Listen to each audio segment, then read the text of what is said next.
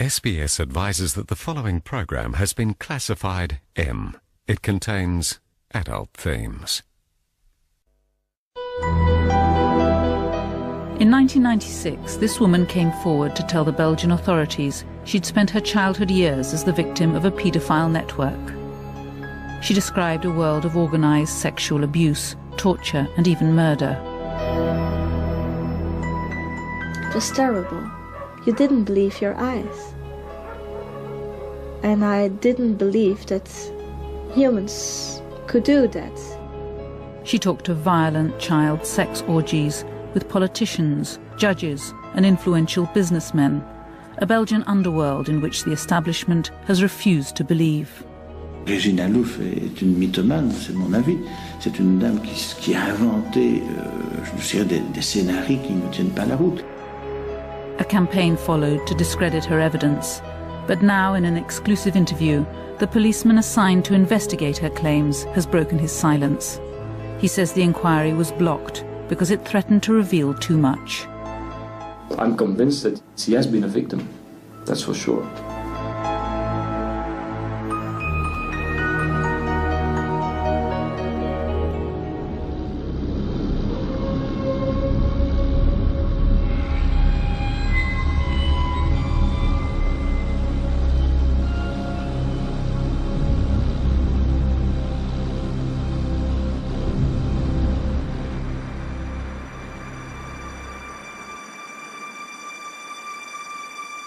In June 1996, this Belgian slum revealed a bitter secret that would come to haunt the nation.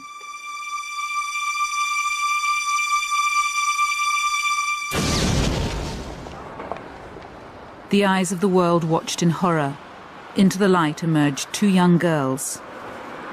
Laetitia, aged 14, and Sabine, just 12, were the latest in a long line of girls who'd gone missing. Marc Dutroux, a convicted rapist and kidnapper, had led the police to where he'd imprisoned them.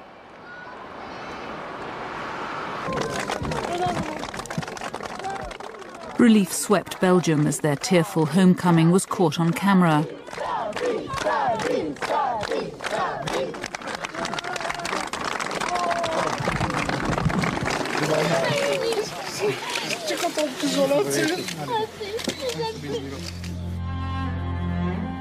But it soon turned to horror when police revealed the secret cage hidden in the cellar of Dutroux's house. The girls had been kept here, drugged and repeatedly raped.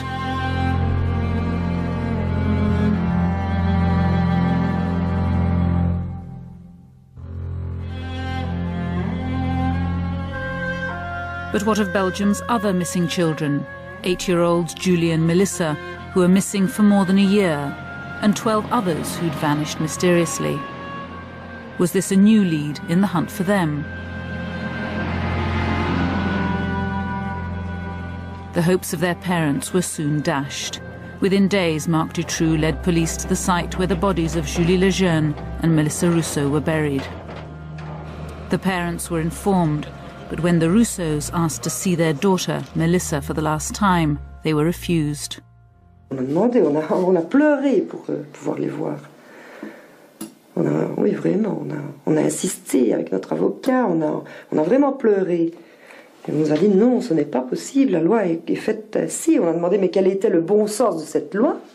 Et on nous a répondu c'est pour votre bien psychologique. On a dit que notre bien psychologique, c'était pas à eux de savoir ce qui était bien pour nous psychologiquement. Nous, psychologiquement, ce qui aurait été bien pour nous, c'était d'être certaines.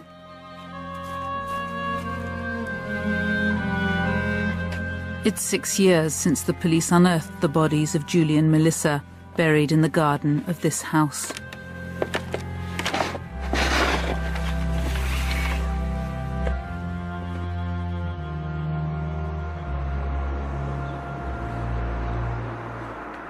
What's extraordinary to me is that though Dutroux's in jail, he's never been tried for these crimes. It's as though the judicial system froze when faced with having to bring him to trial. Officially, Dutroux lived on benefits, yet this house, now derelict, was one of 5 that he owned. The bodies of 2 more missing girls were found at another. Effie Lambrechts and Anne Marchal.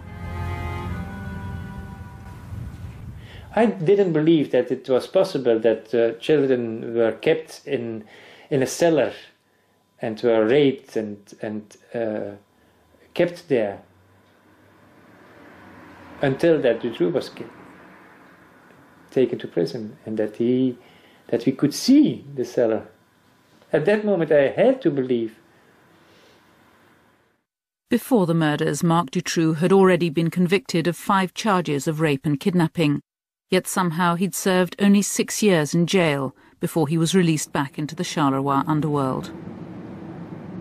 This was once Belgium's industrial heartland, but today its most famous industry is crime. Dutroux melted back into this realm of prostitution, drug traffic and stolen cars, and began to plan his next project, the kidnap of children.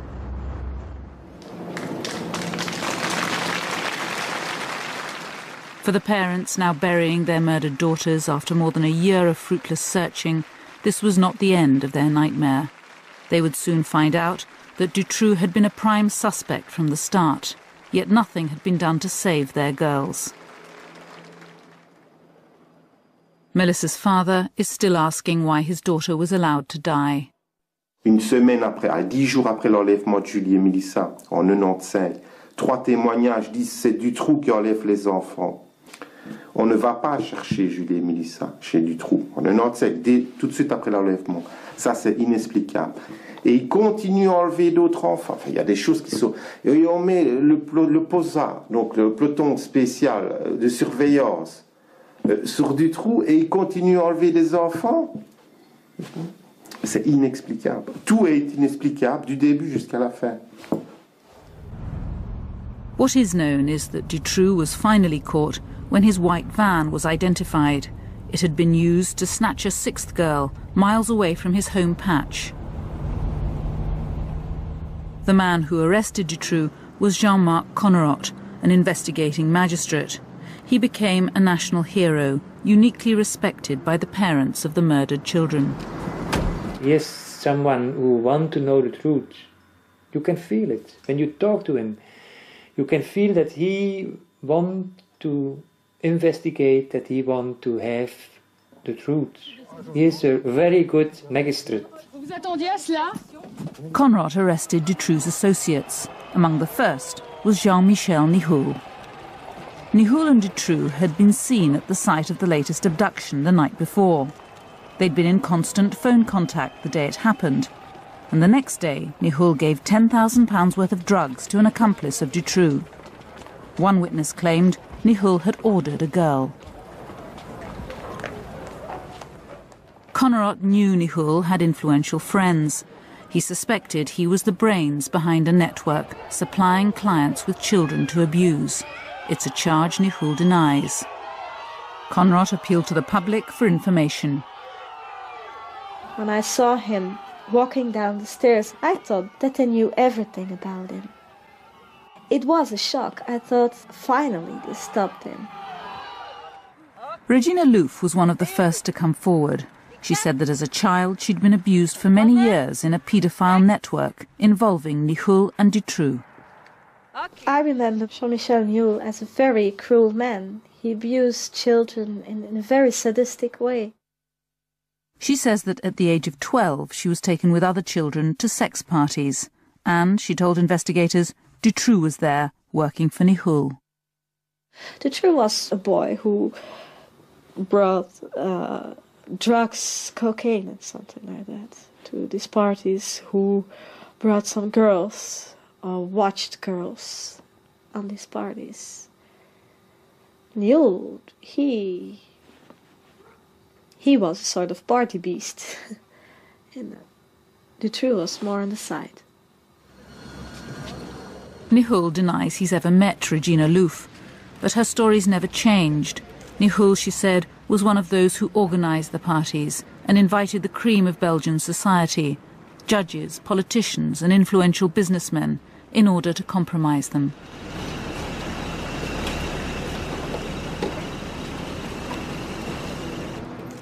It was big business, yeah. And it was very well organized, too. There's a lot of money going on there, and a lot of blackmail also. They had a lot of parties. They filmed it even. So yes, it exists. I know it sounds crazy. And I know that there is a big taboo on everything like that. But it exists, you know. Regina Louf's story was horrific, but her account of a violent paedophile underworld was by now reinforced by new witnesses, some of whom also named influential people.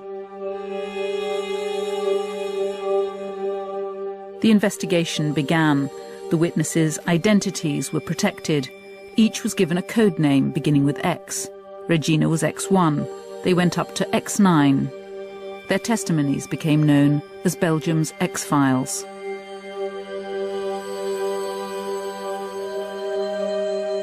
The task of trying to verify them fell to a young police investigator.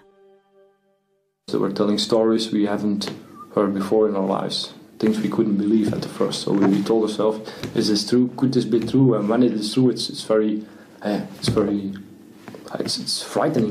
that things like that could happen. We had a special room for the interviews. It was specially equipped for people who have been victimized by such matters. There was a camera in the room. They were done mostly in the evening or the early hours. When the interviews were finished, they were written down by a few people of my team, all the way from the first word to the last, literally. But before the investigation could get underway, there was a bombshell. Jean-Marc Coverup, the man who'd arrested Dutroux, who'd saved the imprisoned girls, was sacked from the case.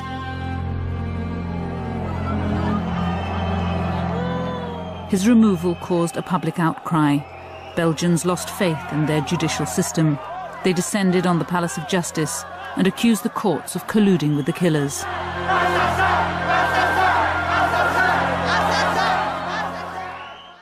The father of one of the murdered girls spoke for all.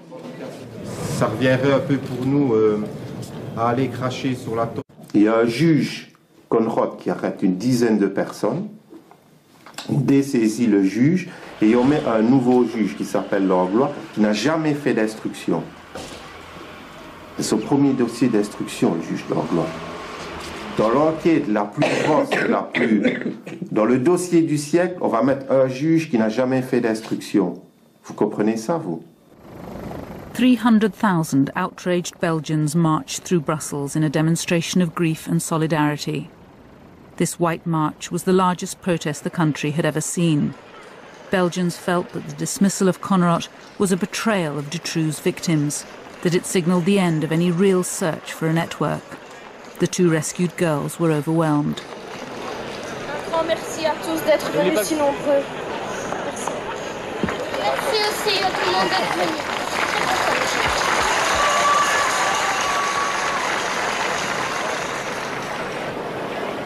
The country's highest legal authorities had removed the only judge in which the public had any faith because he'd attended a fundraising dinner for the families of missing children. A conflict of interest, they called it, a lack of judgment. The government feared a revolution. I think there were a kind of insurrection climate, a kind of pre-revolutionary climate here. You know, the big powers in Belgium, so the magistrates and the political circles, the government, the parliament, everything was totally discredited. Everything was totally discredited.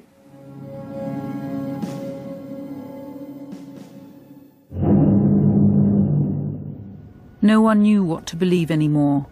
Rumour and speculation spawned a variety of wild theories. He will instigate ultimate fear. A feature film suggested the whole affair was part of an extreme right-wing plot to destabilise the country.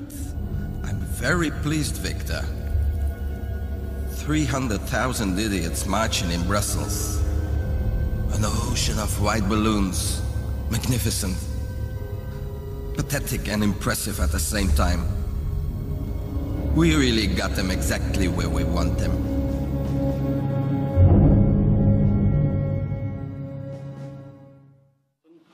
En op verzoek van de Kamervoorzitter, de heer Raymond Langendries.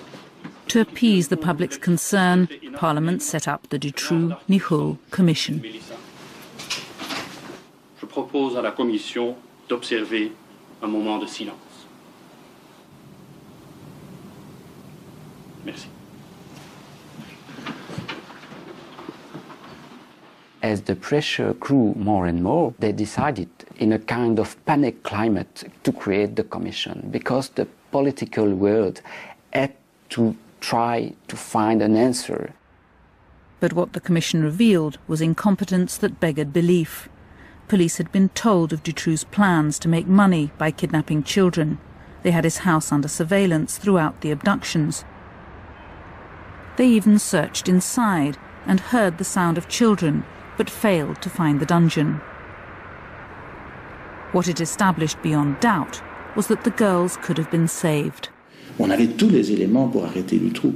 C'est ça qui est le scandale de cette affaire, c'est que Dutroux était connu, il avait des antécédents, on avait des informations sensibles sur le fait qu'il avait aménagé dans ses caves une cache pour y accueillir des enfants, il y avait des informations au niveau de Charleroi attestant que les enfants pouvaient être chez lui.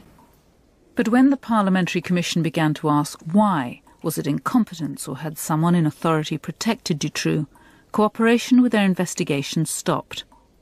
Ils ont été complètement sabotés, au point qu'ils ont dû voter eux-mêmes au Parlement, ils ont voté l'enfermement de tout le travail qu'ils avaient fait aux archives pour 30 ans.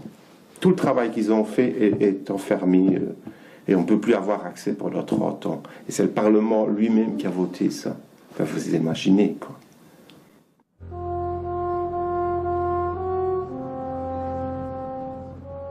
If the Commission's job had been to restore stability, to clear the air of insurrection, it worked. The danger to Belgium's establishment was over. But there was still no answer to the most important question. Was the catalogue of failures pure incompetence, or had Dutroux and his friends enjoyed protection? Were they protected? Sur le volet des protections, nous n'avons pas découvert grand-chose, si ce n'est que la meilleure protection dont Dutroux a pu avoir le bénéfice, finalement, le mauvais fonctionnement du système policier et judiciaire en Belgique. But Jean-Michel Nihoul, the man suspected of hiring Dutroux to kidnap children, was released from jail after just 5 months. It's still unclear if he'll ever come to trial, and some members of the Commission remain convinced he is protected. We succeeded in demonstrating that Nihoul was really an artist in protection, really a specialized man in manipulating inquiries, policemen and judges. We had proofs about that. Nihoul's release just left more unanswered questions for the families. The mother of Melissa, Karine Rousseau, has access to the legal evidence the court will bring against Dutroux. She's found no answers, nothing to clarify who stole, raped and killed her daughter. All charges Dutroux denies. Oui, allô? Oui. Depuis 5 ans, on n'a toujours pas réussi ni à obtenir des aveux de Dutroux, ni à obtenir des traces matérielles ou des témoignages probants qui attestent que c'est Dutroux qui a vraiment enlevé les enfants, qui les a vraiment violés ou qui les a vraiment assassinés. C'est assez catastrophique parce que plus rien n'est clair aujourd'hui. Plus rien n'est clair. The parents suspect Dutroux was not acting alone, that others were involved in abducting and hiding the girls.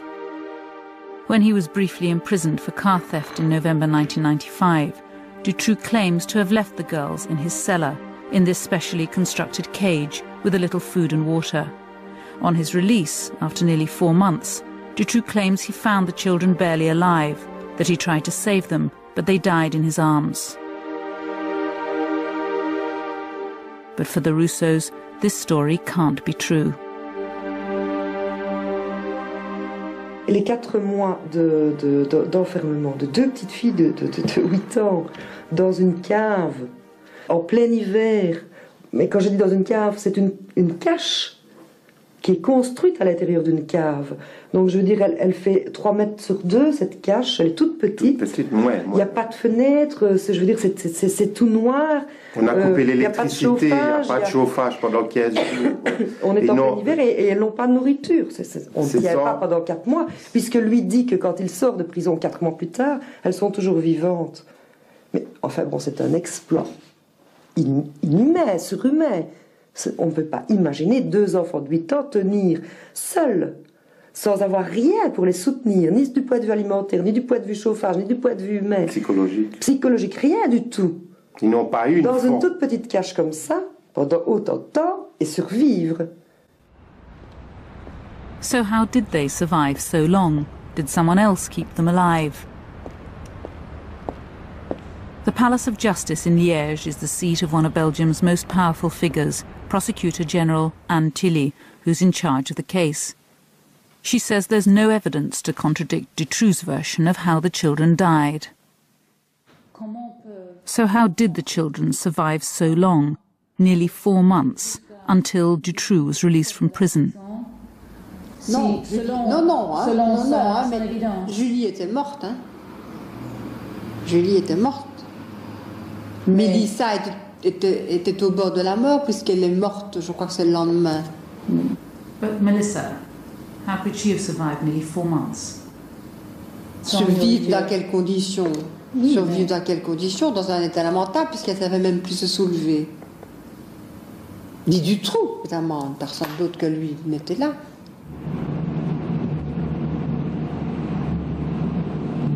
Dutroux was acting alone. This is the mantra repeated again and again in Belgium, with a certitude that for the victims' parents is inexplicable. They believe that investigators have blocked every lead, rejected every clue which would reveal that Dutroux was kidnapping girls for someone else. Most painful, perhaps, is the autopsy report which shows Melissa had been repeatedly raped about 2 weeks before her death, while Dutroux was in jail. So who raped this child? Dutroux denies he raped the girls. But isn't it simple to find out if Dutroux raped them or someone else, scientifically? Normalement, oui. En principe, oui. Mais les moyens, enfin les analyses scientifiques élémentaires comme recherche d'ADN, je sais pas moi, de traces de traces d'auteur, par exemple, sur les corps des enfants, n'ont pas été faites. Back in the Palace of Justice, they say the DNA tests were done, but the results were inconclusive. Can you explain why there was no DNA analysis done? Si les analyses d'ADN ont été faites, madame. And the results? Rien du tout. What does that mean, that there was no trace of sperm? Elles étaient dans un état de putréfaction qui ne permettait pas de faire des analyses de ce genre-là, de sperme ni rien du tout. That's not what's written in the autopsy report. Again, the story doesn't square. The bodies weren't severely decomposed. DNA can be identified from samples taken long after death. The question remains unanswered. Why is there no DNA result? Might it have shown that someone else had raped Melissa? Other forensic tests that should have been routine were just not done. Human hairs collected from Dutroux's dungeon weren't sent for analysis. The logic was strange. They claimed that as there was no evidence anyone else had entered the cage, there was no need to analyse the hair.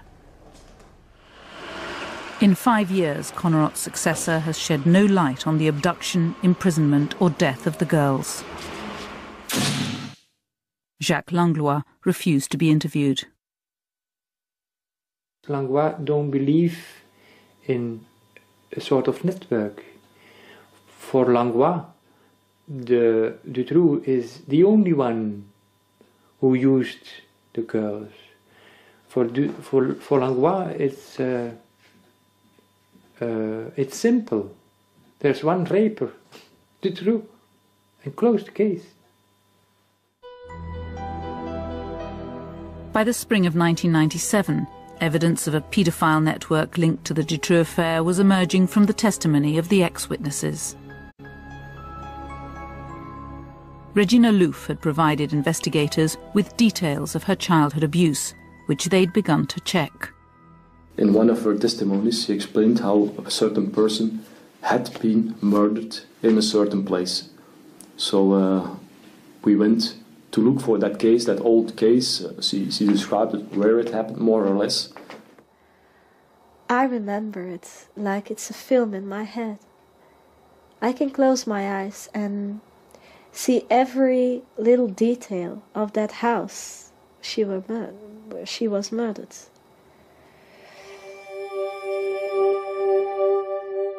Regina Louf described a house where in 1984 she said she saw the torture and murder of a young girl. The house was connected to an underground mushroom farm. The building has since been demolished, but Rudy Hoskin's team identified it and matched Regina's story to an unsolved murder, that of 15-year-old Christine Van Hees.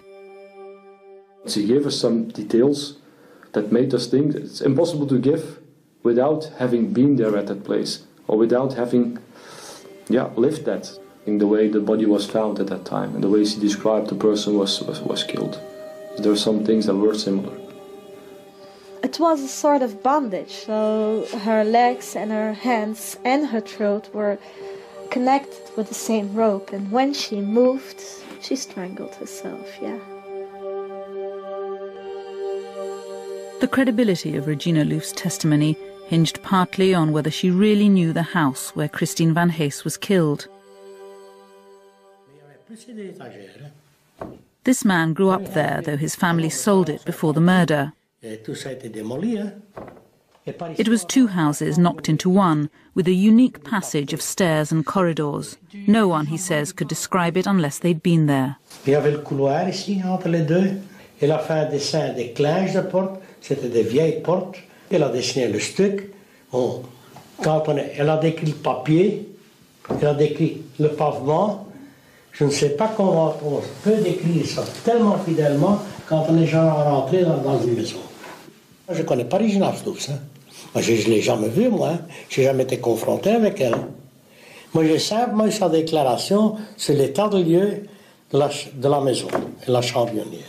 Et là-dessus, mon frère et moi, on a dit, c'est sûr et certain qu'elle est rentrée dans la chambionnière. C'est sûr et certain. The police were now convinced they were onto something, that Regina Louf's testimony was credible. What's more, it gave them a new link between Marc Dutroux and the man accused of being his boss, Jean-Michel Nihoul.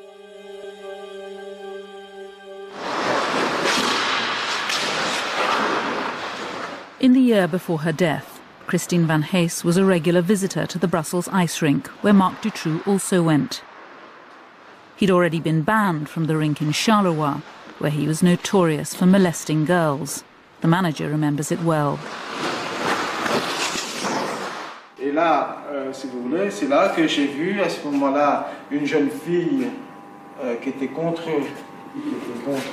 la balustrade, qui s'est éclatée, et donc Dutroux qui était en face et qui faisait des gestes, mettait ses mains. Donc je l'ai pris, quoi, je l'ai reculé, j'ai pu le porter ici dans. Et il y a à ce moment-là mon beau-père qui est arrivé et il s'est fait expliquer l'affaire et puis il voulait donc le frapper. Bon, moi j'ai retenu justement son bras juste à temps, quoi, parce que sinon il voulait le frapper. When she wasn't skating, Christine Van Hees used to spend time in the building of a pirate radio station. It belonged to Jean-Michel Nihoul. Both men, Dutroux and Nihoul, were at Christine Van Hees's murder, according to Regina Louf. And Dutroux was involved in the murder? He watched it, and he didn't do anything, and so he abused her that night. So, yes, he was involved. How many people were there? I still don't know for sure, but around 8. Nihoul, Dutroux, and a lot of others. So But everybody, except Dutroux, is free. Nihul denied it, but her testimony was dynamite. If true, it meant Dutroux and Nihul were linked with another murder. But then out of the blue, the investigation was stopped. We received a message that we couldn't investigate anymore, just like that. We were sent home. Just like that, without an explanation, because our work hasn't been done all right. Very strange. Why were you taken off this case? I wish I knew. Perhaps we were touching something we couldn't touch. Some people say this, we didn't have to prove at that moment to say things like that. But perhaps we were coming closer to some things, yeah, perhaps. Like what things? I don't know, something Belgium or the world shouldn't know about. Patrick de Batz, the head of Hosken's team, had been one of Belgium's most respected police investigators. It was he who'd taken Regina's testimony. Now he too was sent home, accused of manipulating her evidence.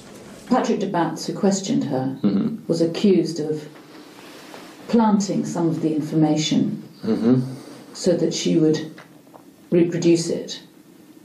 You watched that investigation. Was that true? No, no way.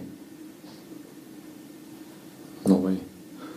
But we even had some magistrates, judges, and superior gendarmerie officers watching how we interviewed, and they watched it from the first to the last moment. And if we haven't done it right at that time, they should have said to us, "Don't work that way." But they didn't tell us anything. For de Batz and his colleagues, charged with manipulating an inquiry, a Kafkaesque battle now began to clear their names. They were suspended, and Regina Louf got a call from a member of the new team assigned in their place. His motive was clear. He said, well, we have to search for mistakes you made now. And you have to prove now that you are right. And I said, no, I don't have to prove that I'm right. You have to investigate if I'm right or not. I'm not a police officer. I can do house search and I can't interrogate my abusers. You have to do that. I just can tell my story and make testimony. That's all I can do. And said, wrong. You have to prove it. News about Regina's story began to leak out. When the media took it up, it was to destroy her. X1 et ses fantasmes, une enquête au-delà du réel. Madame, Monsieur, bonsoir. L'affaire Dutroux s'est enrichie de... The flagship programme of the government-funded French-language channel was unequivocal. De Batz was guilty, they declared, and Regina Louf a sinister and deranged liar. Regina Louf est une mythomane, c'est mon avis. C'est une dame qui a inventé je dirais des scénarios qui ne tiennent pas la route. Et tout cela a été démontré comme étant une sorte de fiction. Donc, well, no, not according to the investigators who were sacked. They don't agree with you. They say they weren't even allowed to investigate, that they were stopped. C'est inexact. Je persiste à croire que ces gens n'ont pas fait leur travail correctement et qu'ils ont laissé croire à l'opinion publique que ce que disait Regina Louf ou d'autres témoins anonymes était partiellement vrai. Tout ça est un tissu de fiction, ce sont des affabulations de type pornographique, ça n'a aucun sens. Weren't you manipulated? I mean, people have said she was completely mad. She invented the whole thing. Well, some people, yeah, some people say this, but they weren't there. We lived all the testimonies. We've seen them. We did the investigations. So for ourselves, we know what should have been right or what could have been wrong. But when you haven't lived it, when you haven't seen everything, you can't give an opinion on this. It's impossible. But we found some things that should have been investigated more. I'm married for 13 years. I have 4 children. I live a normal life. I have a business of my own. So I'm not crazy. We are labeled as crazy. We have a stigma. We are stigmatized as crazy persons because we had the courage to talk about things that happened in our past with persons who played a role in the Belgian economy or politics or something like that. It was easier to make us crazy than to believe us. Despite its earlier investigating zeal, Belgium's parliament now stood by as Regina Louf's testimony was declared worthless. The judiciary announced it would not be used in any trial. And that might have been the end of it, had the files of the entire Dutroux investigation not been leaked. Marie-Jeanne van Heeswijk and 2 other investigative journalists had access to every witness statement, every police report in the Dutroux affair. Their book on Belgium's X-Files shook the country. How did you get the information for the book?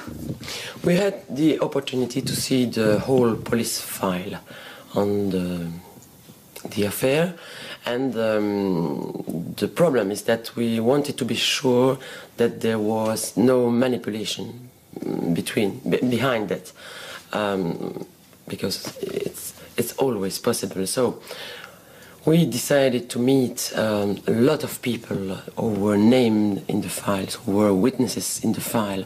And we met those people without saying that what we knew already. And we listened to their story. They found the new team had rewritten Regina Louf's original statements. Testimony had been changed. We began to check it. And we began to read again all the questioning of Regina Louf to see how they did that, they rewrite that. And one by one, we discovered that gendarmes, colleagues of the Bats, had pretended that the Bats manipulated the investigation. So everybody was tricked. To this day, no evidence has ever been produced to support the allegations against de Bats. Yet he continues to be accused. Investigation into Regina's story is dead.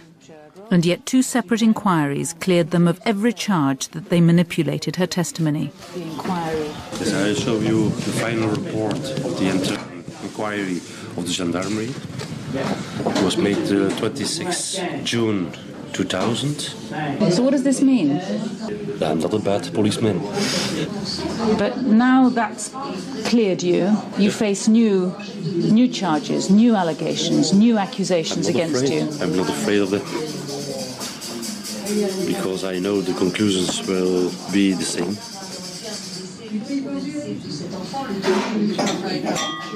But why this constant barrage of accusations? I don't know. I can imagination things, but I can't explain them. For 6 years, the parents of the murdered girls have grappled with the inexplicable. Why were their daughters left to die? Why has Dutroux never come to trial? And why has every lead that might have revealed a network behind Dutroux been blocked or ignored? But Belgium's lost interest in their struggle. Today, anyone who talks of a network, even the parents, is dismissed as deranged. I talked in press about children who were raped and so on. And they started again with saying that I'm a little bit foolish and that I'm fantasizing. I'm sure that in several years everyone will believe that networks will exist. Then they have to accept. Since Marc Dutroux's arrest, anyone who's questioned the official line has been attacked. Every lead that might have widened the net has hit the buffers. Dutroux, meanwhile, has sat in jail. But outside, in the shadowy circles in which he moved, potential witnesses in the Dutroux affair have died in strange ways. A police informer with links to the Charleroi underworld, José Stepp, told a journalist he had explosive information on Dutroux. 2 days before they were due to meet, He died. His family believes he was poisoned. Jean-Paul Taminot was up to his neck in the Charleroi underworld of stolen cars and prostitution. He was summoned to see the Charleroi police and disappeared. The day of Dutroux' arrest, his foot was fished out of the canal. It's quite a coincidence that they died just before they want to testify, you know? That's strange. Social worker Gina Pardons worked with abused children. She'd identified the paedophile members of a pornography ring who'd threatened her. When she reported the threats to the police, she was killed in an unexplained car crash. Francois Raiskens told a friend he'd seen one of the missing girls, Melissa, alive in Holland. Before he could tell the police, his body was found crushed on the railway line.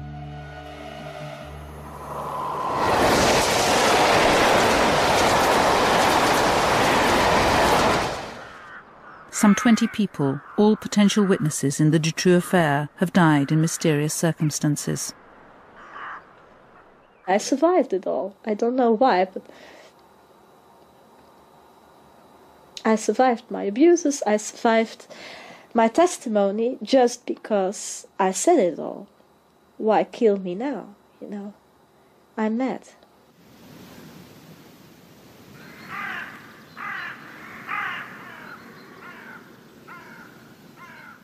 An uneasy peace has returned to Belgium. The streets are calm. The danger of insurrection has passed. The paedophile networks persist. Sometimes there are even arrests. Earlier this year, 19 men from one village were charged with child rape.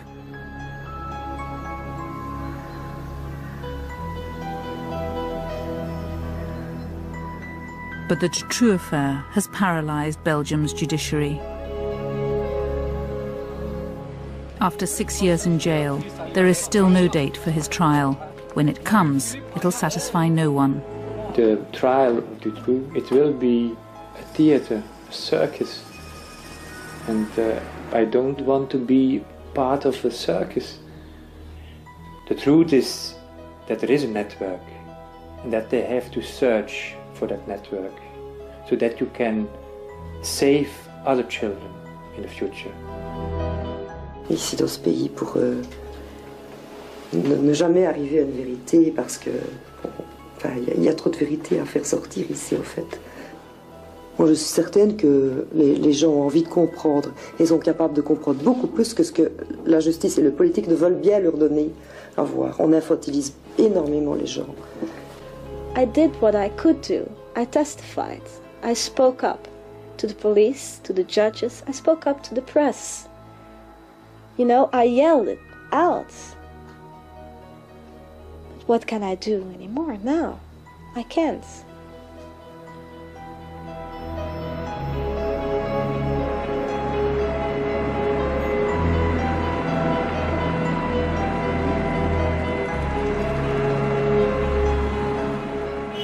Children continue to go missing in Belgium.